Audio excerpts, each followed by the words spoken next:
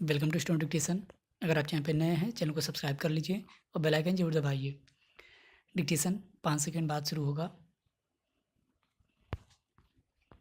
Ready start.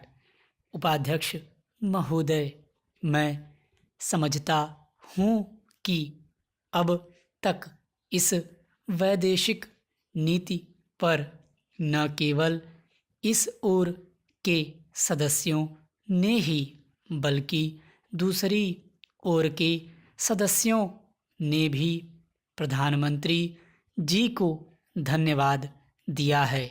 इसलिए मैं अपनी तरफ से धन्यवाद देकर उनका बोझ बढ़ाना नहीं चाहता।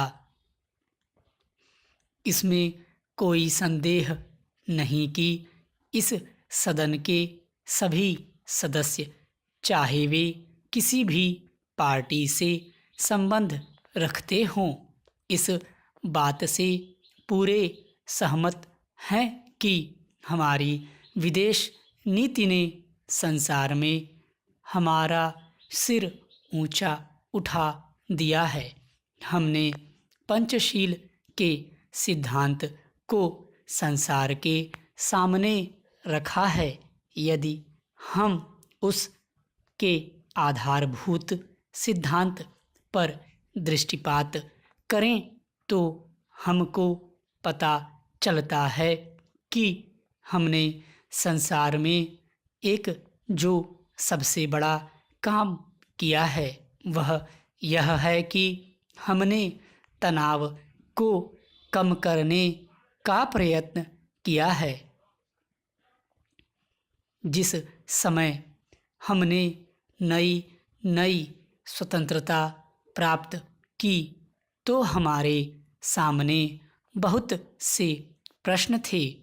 उनके साथ ही हमारे दो बड़े गुट थे जो कि एटम बम और दूसरे बम लिए हुए हमको चुनौती दे रहे थे कि अगर हमने उनमें से किसी एक गुट में सम्मिलित नहीं हुए तो हमको बड़ी कठिनाई होगी। उस समय भी हमारे प्रधानमंत्री ने हमारे देश की वैदेशिक नीति को इसी स्तर पर रखा जिसके कारण आज हम संसार में अपना सिर ऊंचा उठा सकते हैं। हमने जो संसार के सामने पंचशील के सिद्धांत को रखा उसका सबसे बड़ा फल यह हुआ कि एक सम्मेलन हुआ जिसकी ओर मैं आपका ध्यान दिलाना चाहता हूँ।